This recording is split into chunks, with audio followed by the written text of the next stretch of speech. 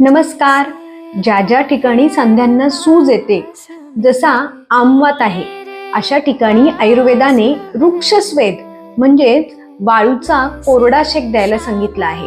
तो कसा द्यायचा तो आज आपण ह्या व्हिडिओमध्ये बघणार आहोत. त्यासाठी आपण कोरडी वाळू घ्यायची आहे. ती तव्यावर व्यवस्थित गरम करून घ्यायची आहे. वाळूच्या शेकाने सांध्यांची सूज कमी व्हायला मदत होते आणि सांध्यांच्या वेदनाही कमी होतात.